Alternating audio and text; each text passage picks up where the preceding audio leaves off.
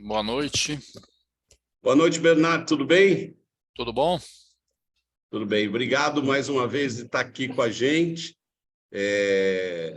Nós estivemos juntos há um mês atrás lá no Instituto e o número de pessoas, de associados e apoiadores do Instituto, que me ligou e falou: Castilho, nós precisamos conversar mais, a gente queria ouvir. Então, nós fizemos esse convite e eu te agradeço. Realmente, eu sei que sua vida deve estar uma loucura, mas eu agradeço bastante a sua atenção em poder nos receber, trocar esse papo com a gente.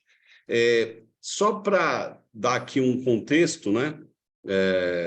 O Instituto Unidos Brasil, ele é um instituto que começou há 3 anos. Nós temos grandes pautas, a gente discute, juntamente com a Frente Parlamentar do Empreendedorismo, as grandes pautas nacionais.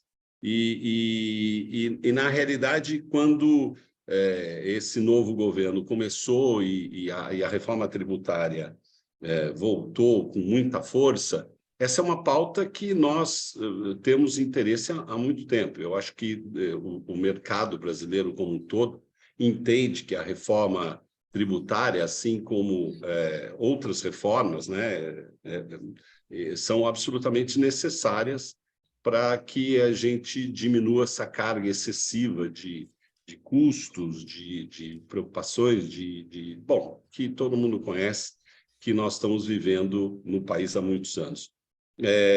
Com a formação desse grupo de trabalho e agora a sua liderança para a apresentação de um projeto, de uma proposta para um projeto, nós queremos nos envolver e participar e conhecer e apoiar, porque tudo aquilo que encontrarmos que, de uma maneira ou outra, a gente vê que é bom para o país. Nós somos políticos, mas nós somos apartidários. A gente não está aqui defendendo nenhum partido político, nós estamos aqui defendendo o Brasil acima de tudo. Então, te agradeço aí pela chance, pela oportunidade. Os nossos associados vão entrando, já temos aí um número bastante grande de pessoas que está aqui, e eu gostaria de fazer uma apresentação sua em nome do Instituto para o grupo, ok? Perfeito, tá ótimo. Tá, bom. Hoje à noite, o Instituto Unidos Brasil, há cerca de 60 dias, promove uma série de debates para que os empresários e empreendedores brasileiros possam conhecer um pouquinho mais ou participar ativamente nas discussões sobre a reforma tributária. Nós já tivemos muitos palestrantes. O Raul já esteve aqui, o Miguel esteve aqui, a Melina esteve aqui, uma série de pessoas que participam do grupo de trabalho. Como vocês sabem, o presidente da Câmara, Arthur Lira, formou um grupo de trabalho já no começo de janeiro, fevereiro. Esse grupo vem trabalhando, o governo lidera um trabalho grande com o Bernard, e hoje a gente tem a satisfação de receber o responsável pelo trabalho, que é o secretário da reforma tributária. O Bernard Api já tem uma carreira muito longa, ele é economista da USP, trabalhou no governo como secretário de Política Econômica de 2003 a 2008, também foi presidente do Conselho do Banco do Brasil, tem uma participação profunda tanto na política como na economia brasileira. E ele hoje vai contar um pouquinho para a gente o que está acontecendo. Uma maneira do Instituto sempre participar e ter o apoio dos empresários. Eu queria aqui agradecer e dizer que a apresentação de hoje conta com o apoio da Savoy e conta com o apoio do Shopping Interlagos. Então, eu gostaria de agradecer ao Márcio por esse apoio, que é muito importante para a gente continuar levando informação, para que a gente possa continuar levando um trabalho sério, dedicado para todas as pessoas. Bernardo, a bola é sua. Geralmente a gente faz uma meia hora, 20 minutos, para você contar um pouquinho de como estão as coisas, como é que você está vendo. quais são os principais pontos da reforma, e depois a gente abre aí para 5, 10 perguntas rápidas para que as pessoas possam participar, ok? Perfeito, Castilho, obrigado. Queria agradecer ao Instituto Unidos Brasil o convite de participar desse debate, cumprimentar todos os presentes. Eu estou vendo aqui o Flávio Rocha, mas cumprimentar todos os presentes. Eu tenho uma apresentaçãozinha aqui de PowerPoint, eu posso usar ela para fazer essa Claro, apresentação claro. inicial de 20 minutos aqui, meia Eu hora? acho que a Ariana, nossa Tá secretária, já pode liberado. habilitar para... Tá Está Está liberado liberado para aqui, né? apresentação. Tá bom. Então, vou colocar ela aqui. Ups. Tá, vocês estão conseguindo ver aí? Sim, Sim. perfeito. Tá bom. Então, eu vou... eu só uma coisa, se alguém quiser falar durante a apresentação, se quiser pode falar, mas eu não estou vendo as pessoas, então podem falar direto, não estou vendo se alguém levantou a mão ou não, depois a gente vai falando. Bom, O nosso modelo é você fala tranquilo e, ao final, as pessoas perguntam para não interromper muito a linha de pensamento. tá bom. Então, assim, os problemas, situação atual, acho que todo mundo conhece relativamente bem, é um sistema extremamente complexo. Nos tributos indiretos, o Brasil hoje tem, com certeza, o sistema mais complexo do mundo, e, obviamente, tem um custo enorme para as empresas em termos de burocracia tributária, um grau muito grande de litigiosidade, que uma das causas, embora não a única, é a complexidade do sistema tributário atual. A litigiosidade tem custo para as empresas, custo para o governo, gera insegurança jurídica reduz o investimento.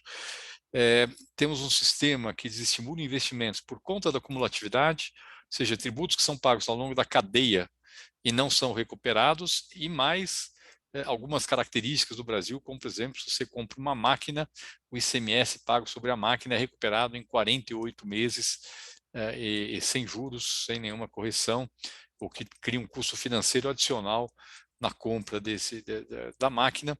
Temos um sistema que prejudica a competitividade da produção nacional, também por conta da cumulatividade, ou seja, tributos pagos ao longo da cadeia, que acabam onerando as exportações, que onera a produção nacional, mas não onera importações e, portanto, tiram competitividade da produção nacional. E mais um agravante, que se uma empresa exportadora acumula um saldo credor de PIS/COFINS, mas sobretudo de ICMS, é um inferno para ela recuperar esse saldo credor, sem contar que a gente tem, por conta da tributação na origem do ICMS, nós temos um problema que é um sistema anti-exportação.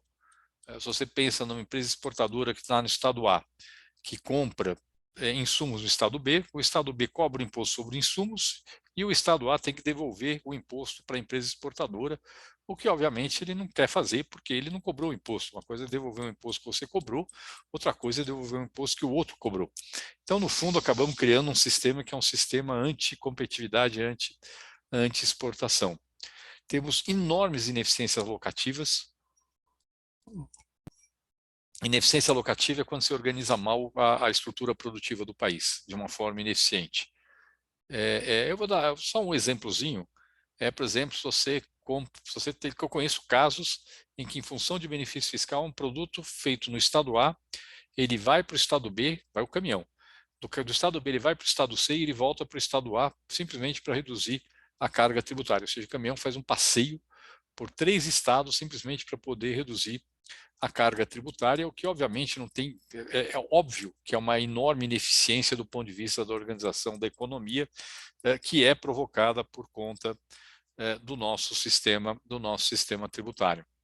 Temos grandes tensões federativas da guerra fiscal, que resulta da tributação na origem do ICMS, mas temos tensões entre estados e municípios, entre estados e estados, municípios e municípios, e, na verdade, entre a União, estados e municípios, grandes conflitos de competência sobre, por exemplo, o que incide ICMS, o que incide ISS, uma total falta de transparência, é virtualmente impossível saber qual é o total de imposto pago na cadeia de produção de qualquer mercadoria ou serviço no Brasil, porque é um sistema que só tem exceção, que não tem regra, é impossível saber quanto foi pago, cobrado de imposto ao longo da cadeia.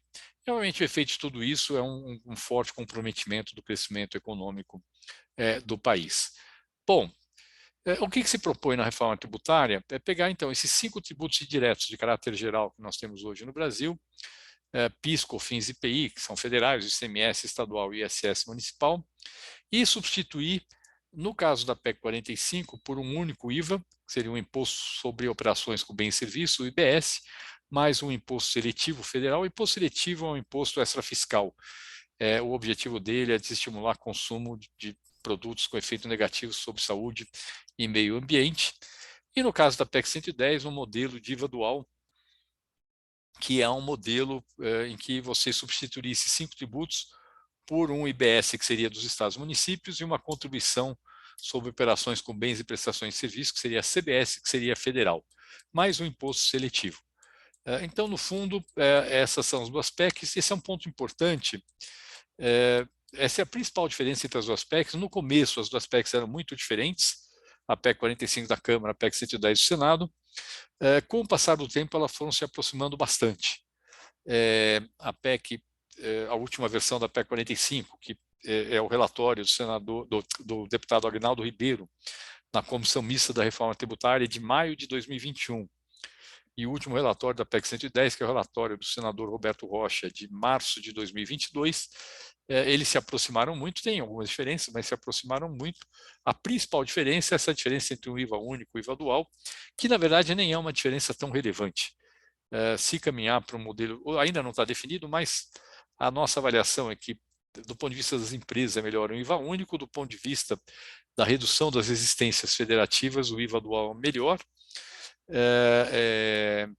Mas mesmo se tiver um modelo de IVA dual, vai ser a mesma legislação para a CBS e para o IBS, então, no fundo, não é uma grande complexidade adicional de ter 2 IVAs ao invés de ter um único IVA. O governo federal, esse é um ponto importante, não pretende mandar um novo projeto de reforma tributária para o Congresso. O nosso trabalho é apoiar o Congresso Nacional na construção da reforma tributária a partir das 2 PECs que já estão colocadas no Congresso Nacional hoje, que são a PEC 45 e a PEC 110. Nas 2 PECs, o IBS, e no caso da PEC 110, a CBS, tem característica de um bom IVA, e isso está muito bem estabelecido na literatura internacional. Uma base ampla de incidência, operações com bens materiais e imateriais, inclusive cessão de licenciamento de direitos, prestação de serviços, não cumulatividade plena, tudo aquilo que é utilidade na atividade produtiva da crédito, o que a gente chama de crédito financeiro. Tem uma exceção, que é consumo pessoal. Então, por exemplo, comprou lá uma caixa de uísque numa empresa industrial. Óbvio que não dá crédito, porque não tem a ver com a atividade da empresa, mas isso vai ser definido de forma muito clara na legislação. Um monte de questões que hoje geram contencioso, como se a contratação de consultor, serviço de publicidade, se isso dá crédito, ou então, a coisa mais absurda, no caso do ICMS, alguns estados não permite a recuperação da eletricidade utilizada no estabelecimento comercial, por exemplo. Isso tudo vai dar crédito, então elimina um dos maiores fatores de contencioso que existe hoje no Brasil, que é a descrição do que dá ou que não dá crédito. A adoção do princípio do destino nas operações interestaduais e municipais significa que nessas operações o imposto pertence à jurisdição de destino, ao contrário do modelo atual, em que tem um sistema misto, no caso do ICMS, parte cobrada na origem, parte cobrada no destino. Quando você cobra na origem, você está tributando a produção, quando você cobra no destino, está tributando o consumo, e para toda a literatura define que um IVA tem que ser cobrado no destino. A não incidência nas exportações, com a recuperação integral do crédito pelos exportadores, e rápida, a incidência sobre importações, igual à produção nacional, uma única legislação uniforme em âmbito nacional, simplificando enormemente o sistema atual, e não só uma legislação uniforme para todo o país, mas uma legislação idealmente muito simples, com um sistema de apuração muito simples e um mínimo de obrigação acessórias. A nossa avaliação é que, para a grande maioria das empresas brasileiras, a única exigência vai ser fazer venda, emitir nota fiscal eletrônica na venda e registrar as compras que dão direito a crédito feitas com nota fiscal eletrônica, e aí o sistema apura automaticamente o imposto que essa empresa deve. Então, para a grande maioria das empresas brasileiras, provavelmente vai ser dispensada a escrituração. E, finalmente, a incidência por fora, que é a incidência sobre preços sem imposto. Aqui no Brasil, a gente tem uma jabuticaba, que é a cobrança de imposto sobre preço com imposto, que gera uma série de distorções e contencioso, como essa discussão se o ICMS está na base de cálculo do PIS/COFINS. O padrão mundial é a incidência sobre o preço sem imposto, que passaria a ser adotado aqui no Brasil. Bom, as duas PECs prevêem a manutenção da carga tributária global. Então, a carga tributária como um todo é a uma só. Durante o período de transição para o novo sistema, a alíquota de referência do imposto vai ser a necessária para manter a arrecadação atual. Eu vou explicar isso um pouco melhor. Tem uma mudança aí, elas duas mantêm a vinculação para a saúde e a educação, mas tem uma mudança aí na cota parte do ICMS, que é a parcela do ICMS destinada aos estados e municípios, mas acho que para as empresas isso não é tão relevante. E elas têm duas transições, esse é um ponto importante. Uma transição para a sociedade, que é mais curta, que em princípio, como é que está previsto nas duas PECs? É uma transição mais rápida e imediata para o PIS/COFINS, e uma transição que começa mais tarde e é mais lenta para o ICMS e o ISS. Então, basicamente, assim, dando exemplo com datas, se aprovar a emenda constitucional esse ano, aprovar, por exemplo, a lei complementar em meados de 2024, a gente acredita que a substituição do PIS/COFINS pela CBS ou pela parcela federal do IBS poderia ser feita em meados de 2025, então para o PIS/COFINS seria uma mudança imediata em 2025, e para o ICMS e o ISS, a transição começaria mais tarde, porque tem que montar um sistema de arrecadação centralizada e gestão compartilhada do tributo, mas ela começaria provavelmente em 2027 e ela terminaria em 2030 ou 2031, 2030 na PEC 45, 2031 na PEC 110. Então, tem essa transição, é uma transição relativamente longa, mas é uma transição que permite fazer uma adaptação ao novo sistema mais suave para esse novo sistema. Muitas vezes as pessoas falam, mas vai aumentar a complexidade durante a transição. Na verdade, não. Como eu falei, primeiro, porque o PIS/COFINS seria substituído imediatamente pela CBS. Segundo, porque a legislação do IBS deve ser a mesma da CBS. Portanto, o novo imposto que conviveria com o ICMS e o ISS teria a mesma legislação do imposto muito mais simples do que o PIS/COFINS. Terceiro, porque, como eu falei, para a grande maioria das empresas, provavelmente a única obrigação acessória do novo imposto vai ser emitir nota fiscal eletrônica nas vendas e registrar as compras que dão direito a crédito no sistema de nota fiscal eletrônica. E, portanto, na verdade, em termos de obrigação acessória, são obrigações que praticamente já existem hoje, não teria nenhum aumento de complexidade durante essa transição. Tem uma segunda transição, que é na distribuição da receita para os entes da federação, para estados e municípios. Essa é bem mais longa, mas não é relevante para as empresas. Para as empresas, a transição termina em 2030 ou 2031, quando todos os tributos atuais são extintos e substituídos por esses novos tributos, mas tem uma transição extremamente longa para que o efeito da arrecadação, os estados e municípios que aumentam a participação no bolo e aqueles que reduzem a participação no bolo, esse efeito seja muito diluído no tempo. As duas PECs asseguram a autonomia dos estados e municípios na fixação da alíquota. Isso é um ponto importante, quer dizer, durante a transição você fixa uma alíquota de referência, que é aquela que mantém a carga tributária. Então, vai ter uma alíquota de referência estadual, uma municipal. No caso do PIS/COFINS, na substituição pela CBS, a alíquota da CBS vai ser fixada ou corrigida de forma a manter a carga tributária, mas a gente mantém a autonomia dos entes de fixar sua alíquota abaixo ou acima da alíquota de referência, porque isso é importante do ponto de vista da autonomia federativa no país. As duas PECs prevêem a administração centralizada e a gestão compartilhada do IBS, do Imposto sobre o Valor sobre Bens e Serviços. Essa administração centralizada é muito importante para as empresas por vários motivos. Primeiro motivo, se você tem uma empresa que tem estabelecimento em vários estados do país, por exemplo, ela vai poder compensar o saldo de débito e crédito de todos os estabelecimentos e pagar um único recolhimento por uma única vez. Não tem que se relacionar com 27 fiscos estaduais e 5.570 fiscos municipais. É um único imposto que ela está pagando. Segundo, a arrecadação centralizada, ela garante que uma empresa, como por exemplo um exportador que acumula um saldo credor, ele vai receber esse saldo credor de volta dessa entidade que faz a arrecadação, faz a gestão e gere a arrecadação centralizada do imposto, sem precisar retirar recursos do caixa de estados e municípios.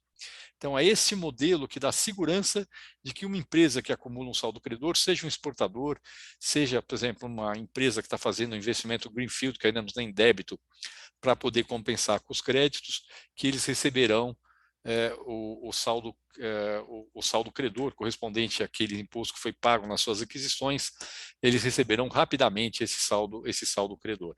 Então, essa é uma grande vantagem para as empresas, em termos de simplificação, em termos de segurança jurídica, de que o sistema realmente será não cumulativo. As duas PECs prevêem aí a possibilidade de um sistema de devolução do imposto para as famílias que deve beneficiar sobretudo as famílias de baixa renda, que é o cashback, que tem um efeito distributivo mais positivo do que simplesmente dar isenção ou redução de alíquota para todo mundo. Então, em vez de você, por exemplo, reduzir a alíquota da cesta básica, se você devolver o imposto para as famílias, não precisa ser só as famílias do cadastro único, pode ser até mesmo todas as famílias do Brasil, mas com um limite para as famílias mais pobres, isso pode representar, por exemplo, a desoneração total do seu consumo dos produtos da cesta básica. Para as famílias mais ricas, isso seria uma desoneração parcial, mas isso é mais positivo do ponto de vista distributivo do que simplesmente dar uma redução linear de alíquota. Tem várias formas de estruturar o modelo de cashback, os detalhes ainda estão sendo discutidos, a gente está trabalhando nisso, tem um grupo trabalhando especificamente nessa questão. Outro ponto importante, as duas PECs prevêem que um novo modelo de desenvolvimento regional baseado na alocação para os estados menos desenvolvidos do país dos recursos de um fundo de desenvolvimento regional. Na PEC 45 ele não está detalhado, na PEC 110 ele seria financiado com 5% da receita do IBS, o que daria, a preço de 2022, cerca de 40 bilhões de reais. Os recursos seriam alocados, sobretudo, para os estados, 30% para os municípios, 10% para investimentos em infraestrutura nos estados de origem de produtos primários exportados, e o restante para os estados. A ideia é substituir a política de desenvolvimento baseada na concessão de benefícios fiscais que tem hoje por uma política de desenvolvimento mais eficiente baseada na alocação de recursos orçamentários. Ela é mais eficiente por quê? Por vários motivos. O primeiro motivo é que esses recursos vão ser direcionados para os estados menos desenvolvidos para a federação, e não vão ser, e não como acontece hoje com a concessão de benefícios fiscais, que todos os estados, inclusive os mais ricos, dão benefícios. Segundo, os recursos vão poder ser utilizados para fomento de atividade produtiva, mas não só indústria e centros de distribuição, como acontece hoje no ICMS, mas também para serviços. Então, se um estado tem vocação para a indústria de software, porque ele forma bons engenheiros de software, por que não desenvolver um polo de software ao invés de simplesmente investir apenas em indústrias? E isso pode ter um efeito muito positivo para o desenvolvimento do Estado. E terceiro, porque a concessão de benefícios hoje se tornou disfuncional. Todos os estados do país, do mais pobre ao mais rico, dão benefícios fiscais e, na verdade, como instrumento de atração de investimentos, perdeu muita força, porque, na verdade, hoje virou um grande leilão de quem dá o melhor benefício para as empresas, e isso não está mais funcionando como um instrumento de desenvolvimento. Inclusive, nas últimas semanas, eu ouvi alguns casos de empresas que estavam instaladas em estados menos desenvolvidos e que acabaram mudando, ou elas mudaram, ou algum concorrente recebeu um benefício maior num estado mais desenvolvido e elas perderam a competitividade simplesmente porque está generalizando a guerra fiscal. A PEC 110 também prevê que até 2032 os recursos do Fundo de Desenvolvimento Regional vão ser alocados prioritariamente na manutenção da competitividade das empresas que recebem benefícios de ICMS que foram convalidados nos termos da Lei Complementar 160. Bom, as duas PECs preservam a Zona Franca de Manaus. O modelo, a forma como isso vai ser feito, está sendo discutido agora com o Estado do Amazonas, e preservam o Simples Nacional, criando uma nova alternativa que não existe hoje, que é das empresas do Simples, se quiserem, poderem optar pelo regime de débito e crédito do IBS ao invés do regime do Simples, e neste caso elas recuperariam integralmente o crédito na aquisição dos seus insumos, transfeririam integralmente o crédito para o adquirente do seu produto ou do seu serviço, e para ela seria melhor do que ter um sistema que ainda com uma alíquota mais baixa não permite a recuperação de crédito nem a transferência integral dos créditos.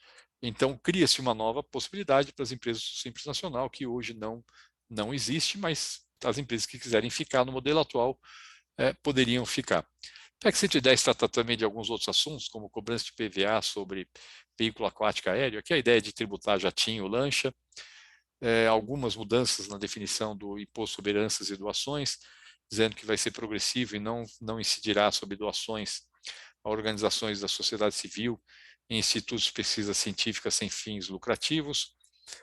Uma questão aí de uma possibilidade de atualização do base de cálculo do IPTU com base nos preços de mercado, uma vez a cada 4 anos, sem precisar de uma lei mudando toda a planta genérica de valor, mas precisa de uma lei municipal autorizando isso, e a exclusão de cobrança de laudêmio sobre terrenos de marinho em ilhas costeiras que contêm a sede de municípios como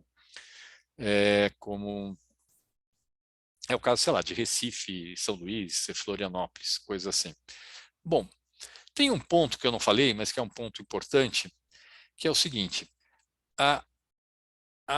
o conceito básico das duas PECs é ter uma alíquota uniforme para todos os bens e serviços e o mínimo possível de exceções de regimes especiais, se possível, nenhum benefício fiscal. A gente sabe que na discussão política vai ser necessário, sim, ter algumas concessões para poder viabilizar a aprovação da reforma. Essas concessões podem ser feitas de diversas formas, podem ser feitas na forma de alíquotas menores, isenção, podem ser feitas na forma de cashback. Em muitos casos, pode ser mais eficiente usar o cashback do que redução de alíquota para beneficiar o consumo de determinadas categorias de produtos. Mas a regra básica é ter a regra mais uniforme possível, inclusive em termos de alíquotas. Esta é a regra básica. Bom, falta então entender quais são os impactos da reforma tributária. Basicamente, todos aqueles problemas que eu mencionei inicialmente, o altíssimo custo burocrático, o grau de litígio que decorre da complexidade dos tributos indiretos, a acumulatividade quando era investimento e exportações, essas distorções alocativas, a falta de transparência, as tensões federativas, todas elas são resolvidas com esse modelo que está sendo proposto para substituir os tributos atuais. Qual o efeito que isso tem sobre o crescimento? A gente tem todos os estudos disponíveis mostram que é um efeito positivo. A gente consegue estimar com precisão uma parte desses efeitos, que é a eliminação da acumulatividade, o que dá um aumento de 4 pontos percentuais no PIB potencial, mas é apenas uma pequena parte dos efeitos da reforma tributária. O estudo que tenta quantificar todos os efeitos é o estudo do Braulio Borges. Ele chega a um aumento do PIB potencial de 20 pontos percentuais em 15 anos. E a gente tem trabalhado aí com um cenário, vamos dizer assim, conservador, que é um cenário intermediário entre esse mínimo minimorum de 4 pontos percentuais e o cenário otimista, que é um crescimento de 12% do PIB, além do que ele cresceria num horizonte aí de entre 10 e 15 anos. Todas as categorias de demanda são beneficiadas, mas em todos os cenários a categoria mais beneficiada é o investimento. Por quê? Porque é a categoria mais beneficiada pela eliminação da acumulatividade que existe hoje na economia brasileira. Exportações são beneficiadas, mas o modelo que foi usado para calcular isso, que é o modelo de equilíbrio geral, ela já tem um impacto de apreciação do câmbio, de forma que o impacto sobre as exportações, ele considera a melhoria da competitividade da produção nacional, mas também esse efeito sobre o câmbio que resultaria da reforma tributária. O que é muito interessante é que, quando se considera o impacto da reforma sobre o crescimento, todos os setores da economia são beneficiados. Na verdade, os macrosetores, agropecuária, indústria e serviços, eles são beneficiados mesmo naquele cenário de mínimo e minimorum de um aumento de 4 pontos percentuais do PIB. Mas quando a gente vai para o cenário conservador, e que o PIB cresce 12%, na verdade, todos os setores são beneficiados, inclusive setores que, em princípio, e mesmo supondo uma alíquota uniforme para todos os bens e serviços, setores que muito provavelmente terão, na discussão do Congresso Nacional, um tratamento favorecido, como educação privada, saúde privada, mesmo se tivesse uma alíquota uniforme para todos os bens e serviços, eles seriam beneficiados pela reforma tributária na forma de um aumento do PIB. Por quê?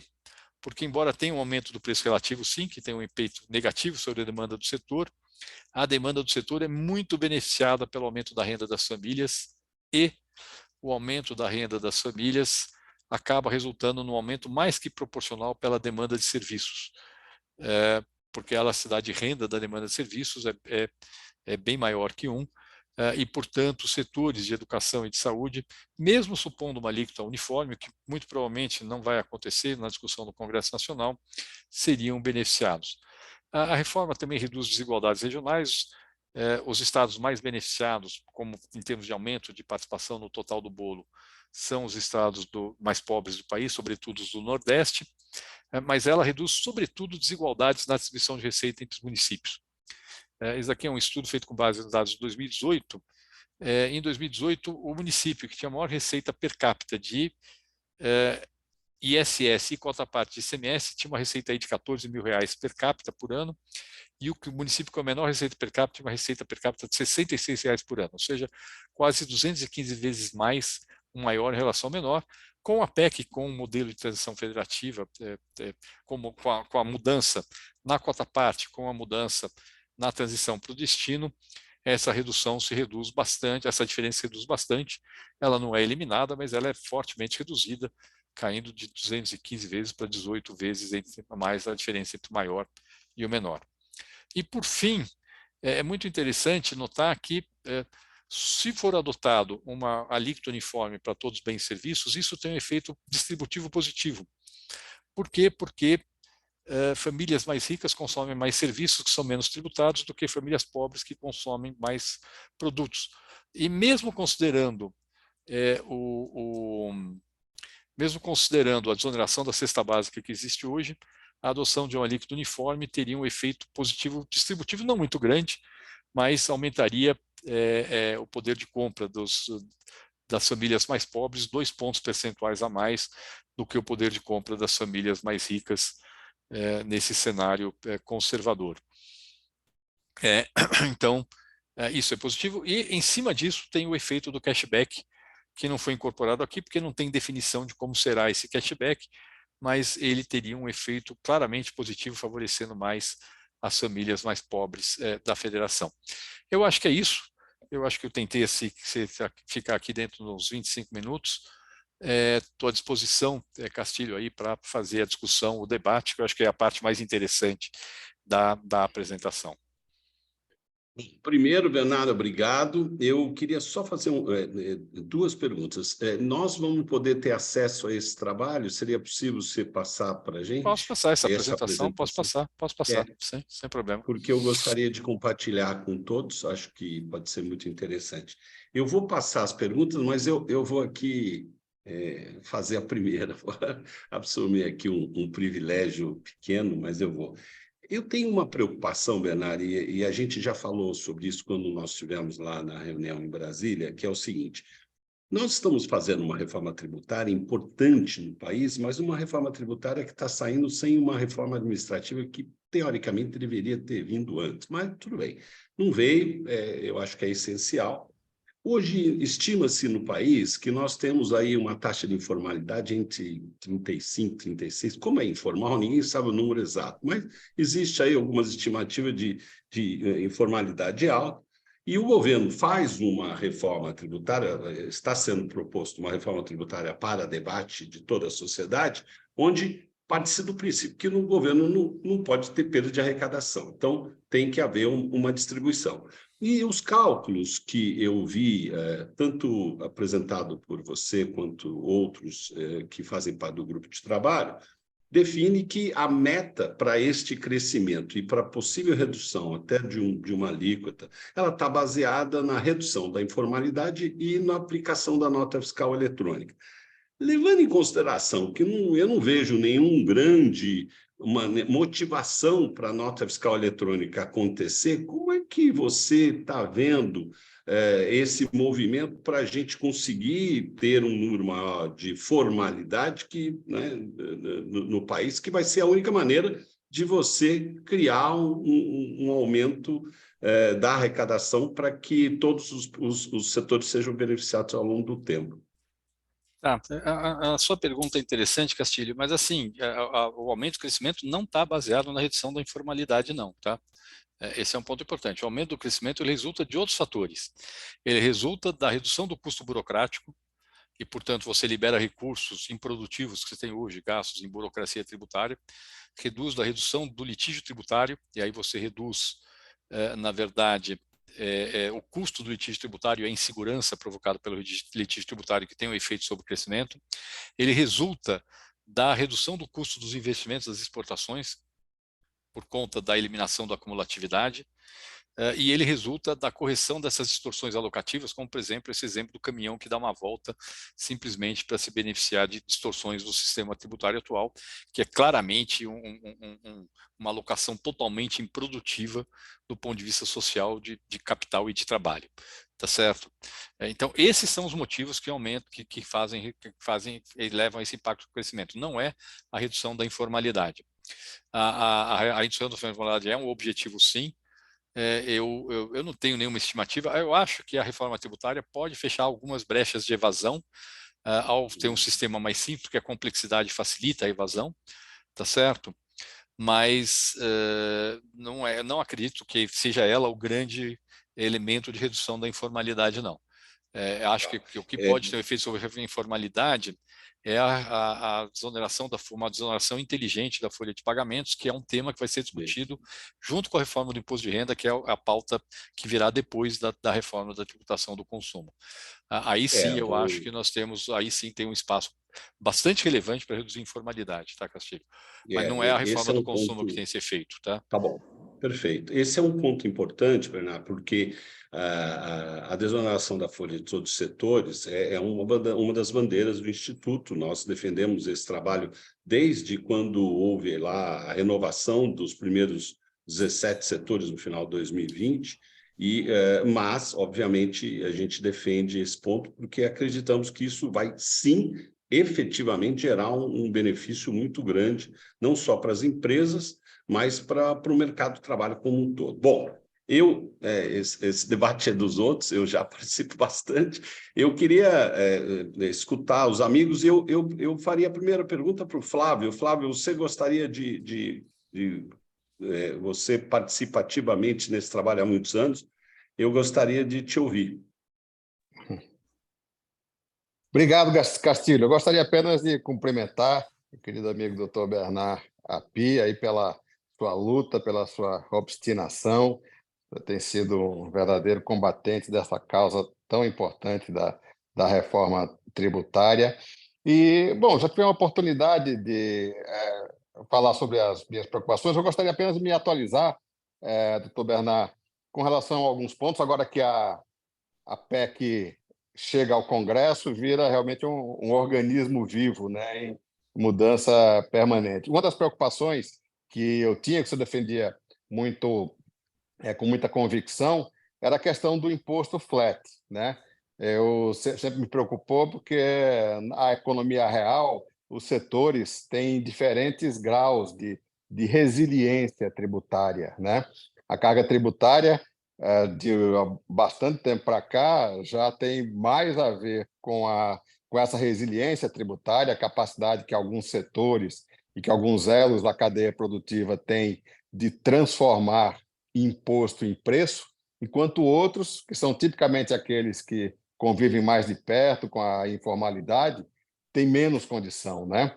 Às vezes, 2 ou 3 ou 5 pontos a mais ou a menos de alíquota determina se em determinado setor vai ganhar o player formal, que vende com nota, registra funcionário, ou o player informal. Você mencionou que agora no Congresso, esse debate, realmente, essa preocupação não é só minha, mas também do Congresso, que estão considerando alíquotas diferenciadas para diferentes setores. Eu gostaria de ouvir como é que está este debate, se vão ter alguns patamares de alíquota. Eu quero lembrar que essa calibragem é uma sintonia fina, muito delicada, que não comporta movimentos bruscos, sob pena de abrirmos uma arrecadação garantida de alguns setores e simplesmente empurrarmos para informalidade setores que não conseguem conviver com um IVA de 2 dígitos, até de 25% ou 30%, quanto se fala.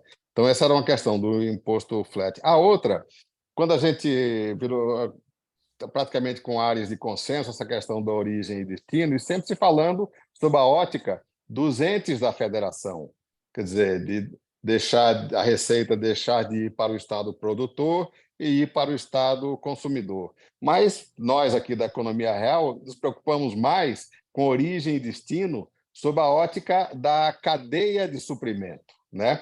Porque justamente é na origem que estão os setores mais blindados com relação à informalidade, né? É a matéria-prima, são as grandes fábricas, né? Que têm menos convívio com a informalidade. E é justamente no destino, que eu conheço bem de perto, você é varejista, que está o assédio mais virulento, né? Mais agressivo da informalidade. É lá que está a venda, o ambulante, o camelô, a mom and pop store. Então, quando se fala de desonerar uma Nestlé e tributar alguns milhões de bares, botequins, dessa distribuição capilarizada, com alto grau de informalidade, eu vejo o grande risco de um grande aumento de informalidade. Eu sei que você é contra a substituição tributária, mas a substituição tributária foi um elemento muito importante de formalização de alguns setores que têm realmente uma produção concentrada e uma distribuição extremamente capilarizada. Eu fico imaginando se nós voltássemos aí a deixar de tributar um Ambev ou uma Souza Cruz e passássemos a obrigar os fiscais a bater perna aí em milhões de pequenos bares, botequins e ambulantes, né, com alto grau de informalidade, que vão rasgar a nota, seja ela eletrônica ou não, e vão ter muita dificuldade de cobrar esse imposto no destino. Um terceiro ponto, doutor Api, eu, como sessentão que sou, tive a oportunidade de ver a conquista que foi. Claro que o problema da desigualdade regional é importante, não é só do Brasil, é de todos os países, né? O Brasil é um país extremamente desigual do ponto de vista regional, e foi uma grande conquista quando a Sudene, de Celso Furtado, ainda na época, optou por, em vez da subjetividade do funcionário público distribuindo cheques de subsídio direto para fazer uma fábrica, com alto grau de vulnerabilidade, inclusive a corrupção, e se adotou um mecanismo automático do incentivo fiscal, onde aquele que gerou emprego, que gerou produção, que gerou faturamento, automaticamente é estimulado pelo benefício tributário. Então, voltar agora desse sistema automático para o sistema que eu já conheci de perto e vi quanta distorção ele gera, inclusive brechas perigosíssimas à corrupção, eu fico preocupado, que eu já vivi os dois momentos e sei que o subsídio direto é extremamente complicado e vulnerável, principalmente quando você compara com um sistema que está funcionando bem do incentivo automático, onde só recebe incentivo realmente quem gera emprego e gera produção. Com relação ao custo burocrático da transição, eu imagino que, pelo menos durante o período da transição, nós vamos ter que conviver com toda a complexidade do sistema atual, mais os encargos adicionais, as obrigações adicionais do sistema que irá sendo implantado. Então, eu imagino, me corrija se eu estiver errado, que durante o período de transição nós vamos ter dois custos e dois sistemas tributários que vão conviver concomitantemente. Muito obrigado, professor. Tá bom, obrigado, Flávio. De fato, vários desses temas eu já tinha colocado antes. Eu vou falar então dos 4 temas que você colocou aqui. O primeiro é essa preocupação com a alíquota uniforme, que você está chamando aí de imposto flat. Eu acho sim que no Congresso vai ter algumas exceções, mas precisa tomar muito cuidado, Flávio, e achar que todo mundo que paga menos hoje não pode pagar mais, tá certo? Eu vou dar um exemplo, sei lá, tem sei lá, serviço de streaming. Não tem razão, são grandes provedores que têm, hoje pagam pouco imposto, porque pagam ISS, tá certo? Não tem razão para eles pagarem menos imposto do que uma camisa. Aliás, você produz camisas, mas eu estou aqui dizendo que eu estou querendo dizer assim, olha, não tem E razão de ser. A Shein também. A Shein também, exatamente. A Shein também produz camisas. A Shein também tem que pagar o mesmo imposto que a produção brasileira. Aliás, isso é uma coisa importante, tá? Num sistema DIVA simples, como a gente está propondo, é extremamente fácil tributar a Shein. Aliás, todos os países estão fazendo isso, tá? Todos os países estão fazendo isso, estão tributando esses sites estrangeiros, e isso funciona muito bem com o imposto fácil. Então, com o imposto simples, com o nosso sistema tributário é mais complicado. Imagine, tem que entender, tem que registrar em cada um dos 27 estados, é impossível, tá certo? Agora, com esse modelo com arrecadação centralizada, os outros países têm feito o quê? Eles têm criado um sistema de registro e de recolhimento de imposto ultra simplificado. Esse fornecedor estrangeiro se registra e paga o imposto. Se ele não pagar, aí ele não pode operar no país. Tem países que simplesmente tiram a empresa da internet do país se eles não estiverem recolhendo imposto, tá certo?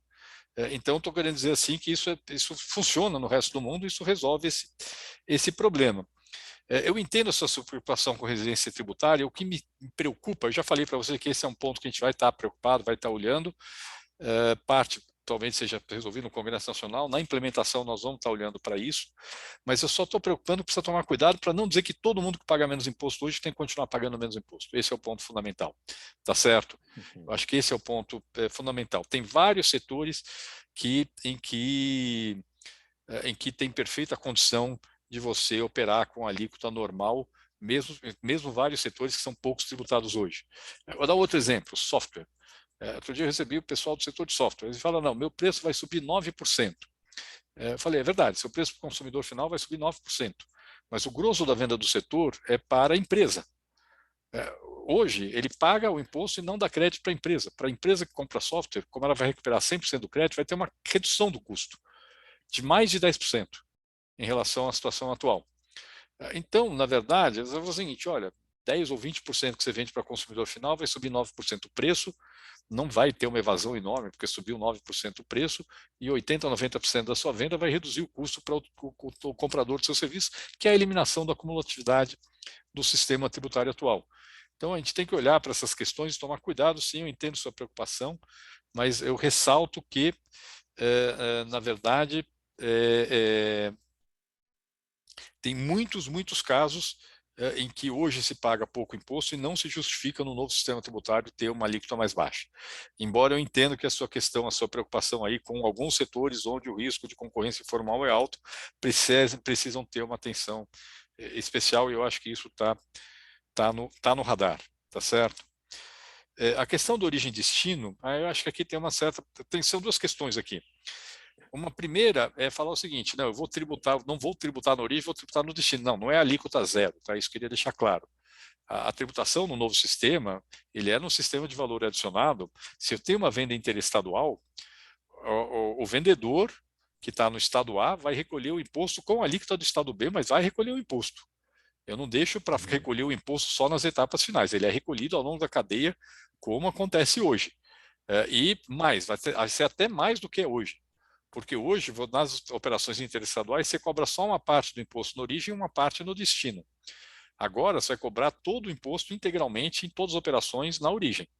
Então, não tem esse risco de jogar todo o imposto para frente. A outra preocupação é com a substituição tributária. Aí eu entendo sua preocupação. No caso que você falou que Souza Cruz, na PEC 110, eu acredito que vai sair isso no relatório final, cigarros vão estar no regime monofásico, então aí não tem, vai ser totalmente monofásico.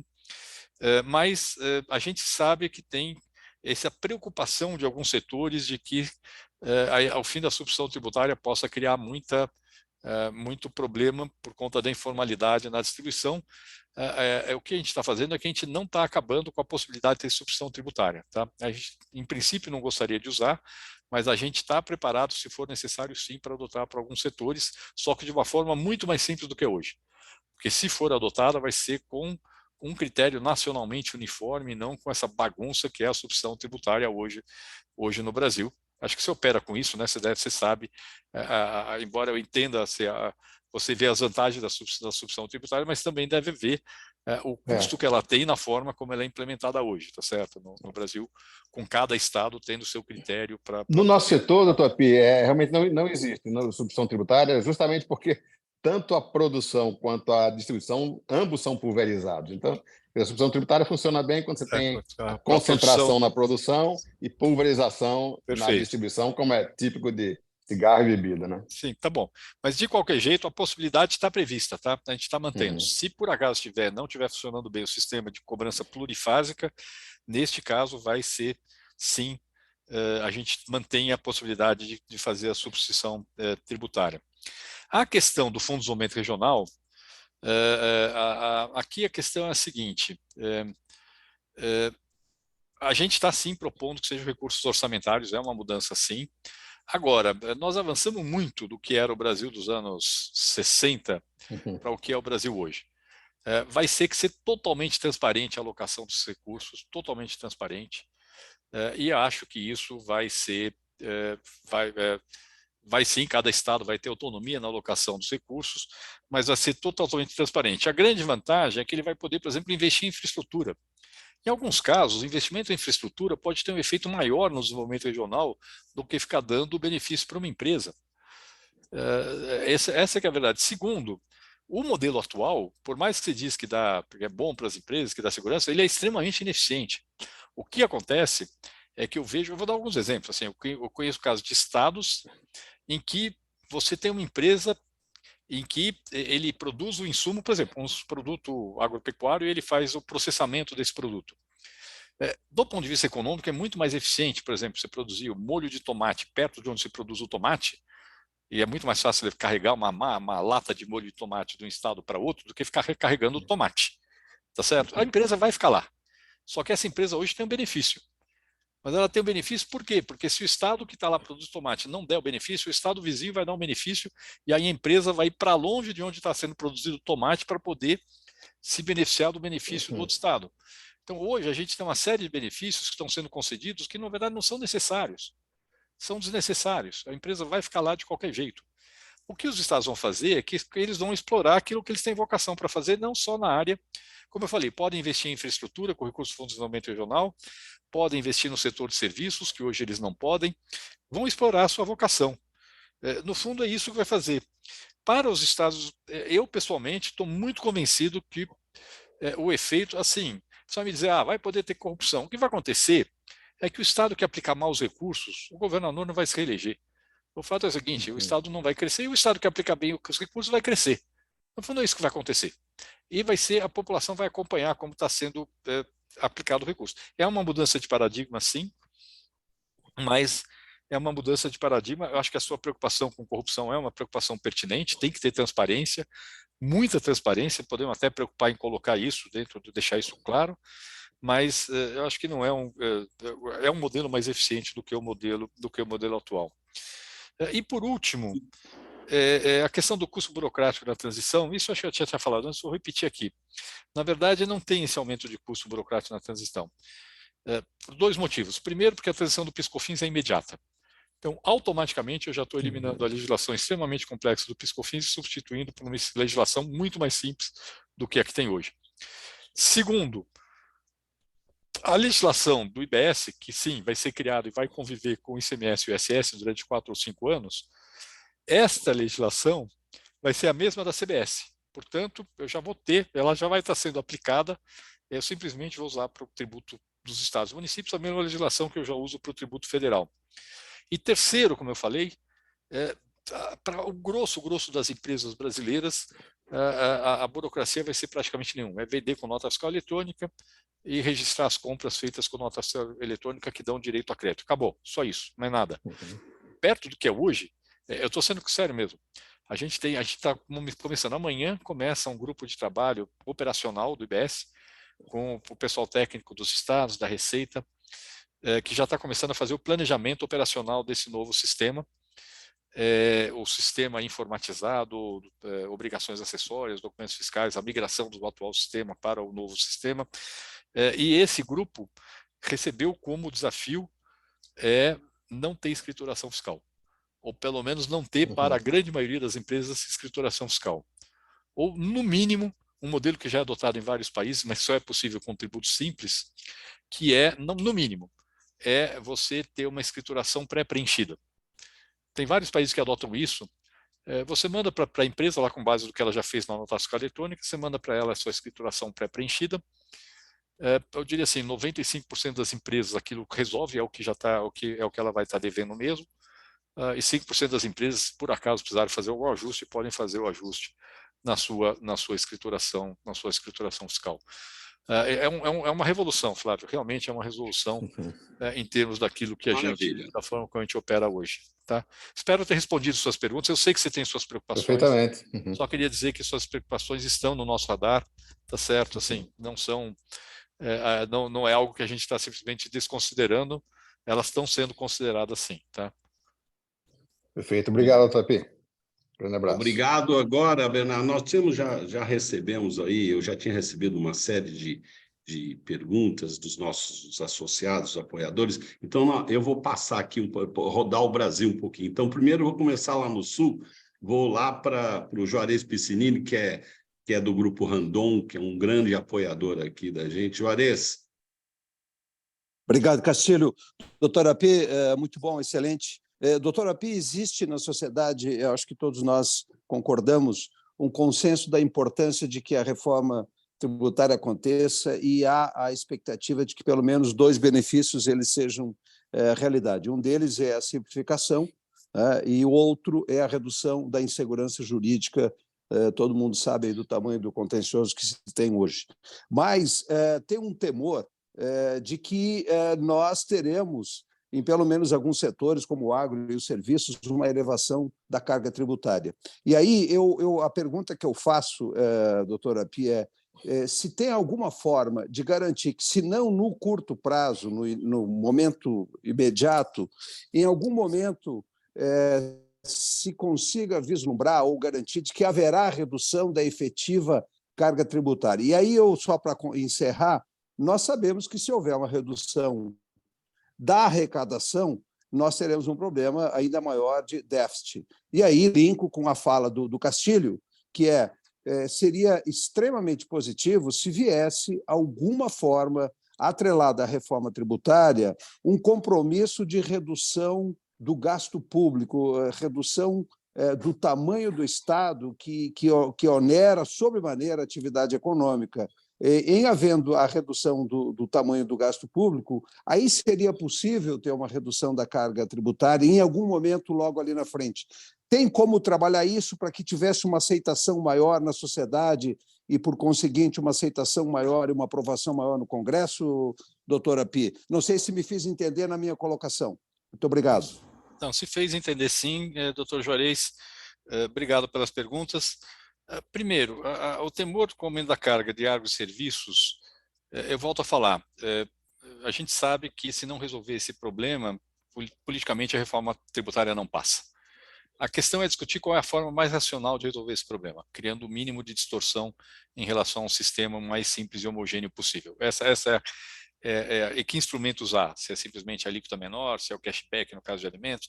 Então, isso tudo está colocado. E só lembrando que, no caso de serviços, é o que eu falei antes na minha resposta anterior, não dá para tratar o setor de serviços como um todo. Tem serviços que hoje são pouco tributados, mas que não tem motivo nenhum para serem menos tributados no futuro. Queria deixar isso claro. Tem outros serviços que têm suas especificidades, sejam por razões sociais, sejam por razões de competição com informalidade, que talvez justifiquem sim o ter um tratamento favorecido, mas não é todo serviço. Precisa tomar muito cuidado com essa generalização, tá certo? Porque o problema é que, se eu falar o seguinte, vou dar uma alíquota menor para todos os serviços, inclusive aqueles que teriam condições de pagar uma alíquota normal, e que seria correto fazê-lo, eu vou estar jogando uma carga maior para todo o resto da economia, quando não precisaria estar fazendo. Então, essa é uma coisa muito importante, porque a reforma mantém a carga tributária. Com relação à sua pergunta da possibilidade de reduzir a carga no longo prazo, aí eu vou falar com a seguinte, a compromisso de redução do gasto público.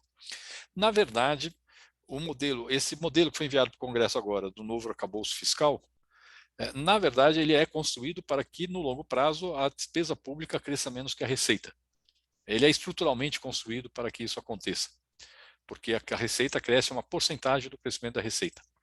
Tá certo? Na proposta foi enviado 70% do crescimento da receita. Então, no longo prazo, ele vai sim, no curto prazo, ele vai ser usado para melhorar a situação fiscal, porque a gente tem que melhorar a situação fiscal, mas no longo prazo ele abre sim a possibilidade de ser alocado para outras finalidades. Na hora que você tiver convergido a dívida pública a níveis mais baixos, daí a discussão, aí, doutor Juarez, aí é uma decisão política, são os eleitores que vão escolher se querem um presidente que se compromete com usar esses recursos de forma responsável para reduzir a carga tributária, ou outro que fala, não, eu quero reduzir menos a carga tributária, eu quero fazer mais serviço público. Isso é uma decisão política que a sociedade tem que ter, tá certo? Agora, a soma dos dois, no longo prazo, abre espaço sim, para, se houver uma decisão política, ter condições para reduzir a carga tributária sim. Tem uma possibilidade também, que é de realocar a carga tributária. No Brasil, a gente tem duas bases muito excessivamente tributadas, que são consumo e folha de salários, e tem bases que podem ser melhor exploradas, que são renda e patrimônio. Então, age sim uma possibilidade no longo prazo, se você conseguir explorar melhor as bases que são pouco exploradas hoje, reduzir a tributação nas bases que são muito exploradas que nós temos hoje. Tá? Essa é uma decisão política que tem que ser feita na definição da carga, da composição da carga tributária do Brasil. O que nós não aceitamos, por exemplo, por exemplo, desonerar a folha e jogar o custo para o consumo, porque o consumo já é muito tributado no Brasil. Então, não dá para fazer isso, tá certo? Se quiser desonerar a folha ou se quiser desonerar consumo, a fonte de receita tem que vir de outra base que não seja essas duas bases. Espero ter respondido a sua pergunta, doutor Juarez. Assim. Muito obrigado. Respondeu. Obrigado, Juarez. Foi. Obrigado. Obrigado. Obrigado, Juarez. Bernardo, agora a gente vai sair lá do sul, vamos lá para a Bahia, que o clima está melhor, está mais quentinho. O Paulo Cavalcante, que é o presidente da Associação Comercial da Bahia, está aqui com a gente, é um grande apoiador. Paulinho. Boa noite a todos vocês, boa noite. Doutor Apis, veja bem, a gente está falando aqui de uma situação que a gente conhece no nosso país, que me preocupa muito, eu tenho batido muito nisso, chamado muita atenção, que é a nossa informalidade.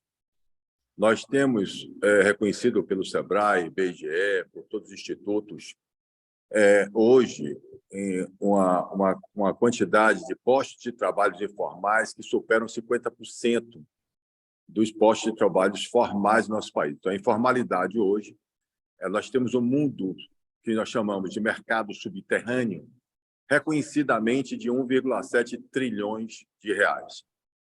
Esse mercado, a gente sabe também, veio pesquisa também no SEBRAE, como eu falei para o senhor, e ele não se comunica com esse mercado formal nosso. Nós estamos tentando entender que se trata de uma questão de dignidade humana. Quando a gente fala desses postos de trabalho que são informais, e você faz uma pesquisa também procurando saber, as pessoas que estão na informalidade, elas não querem e têm medo de ir para a formalidade em virtude da hostilidade, do tratamento hostil que ela recebe do município, do Estado e do governo federal quando ele se formaliza. Eles têm a preocupação com o nome deles. Nós sabemos que existem programas do BNB, programas do BNDES, programas de todos os bancos de desenvolvimento do Estado, de todo o Estado brasileiro, emprestando dinheiro informal, e a gente convive com isso com uma naturalidade muito grande, que é muito preocupante. Na realidade, nós todos vivemos com a informalidade no nosso lado. Pode ser até no personal, no cabeleireiro, que é um problema sério para essa discussão que nós estamos tendo tributária. Não só um problema sério social, que a questão é efetivamente dignidade humana, das pessoas se sentirem pertencentes à nação, pertencentes a esse mercado, a essa questão que a gente discute aqui, que o Instituto Unido do Brasil está muito preocupado, mas, na realidade, a gente sabe que existe e temos que ter uma atitude, posicionamento em relação a como a gente vai fazer para, como nós juntos, quando eu falo nós, a sociedade civil organizada, somos nós todos aqui do Instituto, as associações comerciais, o governo, e como o senhor disse, a vontade política nossa, né, do povo brasileiro, de resolver esse problema. Eu acho que é uma discussão que passa e não pode deixar de percebida, de ser despercebida, quando a gente percebe que apenas 28% dessa informalidade, se viesse para a formalidade, aumentaria o produto interno bruto brasileiro em 5,9%. Tudo isso foi pesquisa já feita e a gente está aqui discutindo essa é a questão da informalidade. Mas eu provoco sempre aqui o Instituto, provoco sempre as associações comerciais, que a gente não pode abandonar essa realidade. A gente precisa ter um projeto, um programa, para trazer essa multidão de pessoas que, com certeza absoluta, já paga imposto no consumo, como o senhor mesmo disse, já está incluso no consumo, o camarada desempregado ele paga imposto, mas nós precisamos também resolver esse problema. E aí a pergunta minha é o que é que o governo tem pensado, como é que ele tem pensado em fazer para diminuir essa quantidade de pessoas informais e como é que a gente faz para concorrer com eles, porque não é a questão só da gente diminuir, nós estamos falando de diminuir taxas e do lado nosso, do lado de qualquer cidade, nós sabemos que temos um mercado importante, aliás, como eu disse, que atinge diretamente essa distribuição. Quanto mais pessoas estivessem pagando, mesmo que fosse pouco, a carga tributária seria menor e seria melhor para todos nós brasileiros. Tá bom. Doutor Paulo, a questão da informalidade, como eu falei, eu acho que do ponto de vista da ação do governo, pelo menos do Ministério da Fazenda, talvez tenha outras ações, a melhor forma de atacar esse problema é via a questão da folha, da tributação da folha de salários. Acho que a gente precisa de um sistema bem mais racional que reduz o custo da formalização para as empresas formais. Não só para as empresas do Simples, que já têm uma certa vantagem, mas para todas as empresas, inclusive as grandes empresas, até porque hoje a gente tem a formalidade, a informalidade e uma semi-formalidade, né? Nós temos casos, por exemplo, de empresas em que o grosso da força de trabalho está virando MEI, em vez de ficar como empregado formal. E esse é um problema, uma semi-formalidade que a gente tem. E no fundo, o nosso desafio é falar o seguinte, olha, não podemos, do ponto de vista tributário, favorecer a informalidade ou a semi-formalidade, temos que ter um sistema que seja o mais favorável possível à formalização. Eu não posso dar detalhes aqui, porque não tem uma posição fechada pelo governo. Acho que daqui a alguns meses a gente vai tornar isso público, mas tem sim ideias de como fazer isso, tá certo? De como botar todo mundo em pé de igualdade. Isso acho que tem um efeito positivo de redução de informalidade, acho que isso é um dado positivo. No entanto, no caso, tem questões que às vezes fogem da questão tributária só, tá? Uma parte da informalidade existe porque muitas vezes o pequeno empreendedor informal não tem condição técnica de viver na formalidade. É um problema sério para ele. Ele não consegue fazer o mínimo do mínimo por falta de preparo, por falta de qualificação. Então, uma parte do problema a gente pode resolver via tributação, mas uma parte do problema a gente tem que resolver com educação, por incrível que pareça. Assim, é um problema, e tem estudos que mostram isso, eu não estou falando chutando aqui não, tá? Estou falando aqui com base em vários estudos que mostram isso. Então, acho que a gente tem que atacar nas duas frentes. Na frente tributária, é sobretudo via tributação da folha, é uma mudança que tente reduzir as diferenças entre a informalidade, a formalidade e a semi-formalidade, como eu estou colocando, que é uma coisa que eu acho que é bem importante para a gente poder equacionar esse problema e botar todo mundo em pé de igualdade aqui dentro, e temos com ideias, eu só não posso detalhar porque não é posição do governo ainda, então não é uma posição definida, eu não posso antecipar essa coisa, mas está sendo trabalhada essa ideia. E a segunda é um processo de longo prazo, que é a educação, aí realmente é fundamental. Uma das razões pelas quais países em desenvolvimento têm muito mais informalidade que países desenvolvidos, uma das razões é sim, mais até do que a tributação, é a questão da educação, da qualificação das pessoas, e uma questão de enforcement também, tá? Na hora que você tiver condições, na hora que talvez na tributação você fazer algo que o custo da formalização fique muito baixo, mais enforcement, você pode ter um efeito positivo. Ainda assim, tem um desafio de longo prazo da educação, porque mesmo com enforcement, mesmo com um custo mais baixo, uma parte da informalidade não vai vir para a formalidade, porque não tem condição de estar na formalidade. É uma pena isso, mas é uma realidade. Tá certo? É uma realidade que a gente tem hoje no Brasil. Paulinho, obrigado pela pergunta. Doutor Bernardo, a gente tinha combinado aí, já estouramos o tempo, mas eu vou, se você nos permitir, eu tenho mais duas perguntas, duas pessoas querendo. Podemos tocar aqui ou como Podemos, é que mas está duas você? perguntas sim. Duas perguntas sim. Podemos seguir. Breves, hein, pessoal? Perguntas breves. Eu queria passar aqui da Bahia para Minas. A doutora Maria Juliana gostaria de fazer uma pergunta. Doutora? Teu som. Prontinho, Vai. estão me ouvindo? Sim. Tudo bem, doutor Bernard? Primeiro, eu gostaria de parabenizar pela palestra e pela iniciativa, né? Que realmente nós precisamos, é fundamental nossa reforma tributária. O Brasil é o único país do mundo em que faz essa distinção entre tributação do consumo, entre os impostos, os tributos federais, estaduais e municipais, trazendo uma complexidade imensa para a carga tributária.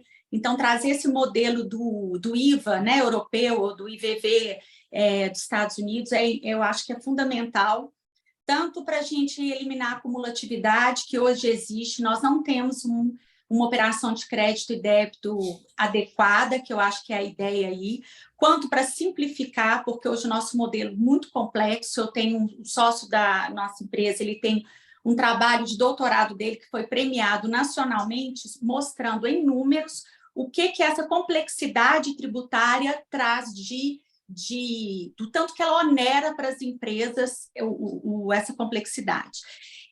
Também queria parabenizar o que eu já iria perguntar, mas já perguntaram sobre a questão, por exemplo, do agro e dos serviços.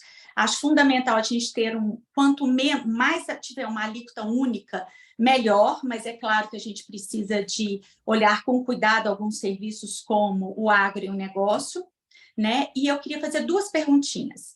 A primeira é a seguinte: hoje a gente tem a previsão de uma isenção heterônoma, a proibição de uma isenção heterônoma. Então, a União não pode isentar tributos que sejam estaduais e municipais, certo? Uma vez que agora a gente teria aqui, nesse caso, nós vamos ter um tributo, né, que nós temos uma administração centralizada e uma gestão compartilhada. Essa isenção, ela vai ser possível? A União pode trazer futuramente, com uma legislação federal, algumas isenções? Qual que é a minha preocupação? São impostos que, às vezes, às vezes não, você tem que ter o repasse para os estados e para os municípios. Se não houver uma arrecadação adequada, a gente não sabe, isso é só na prática, se houver uma evasão fiscal, que deixe de ser interessante tanto o tributo, começa a haver algumas isenções e a União tende a aumentar outras cargas, a criar contribuições, aumentar cargas tributárias de outra forma. A segunda pergunta é qual vai ser o tipo de modalidade de lançamento desse tributo? Por quê? Porque nós temos hoje artigos diferentes no CTN que trabalham a decadência, que é o artigo 150, parágrafo 4, ele preceitua a decadência para tributos sujeitos ao lançamento por homologação, enquanto o artigo 173, inciso 1º, sobre o lançamento de ofício, e a prescrição para todos, o que está prevista no 174.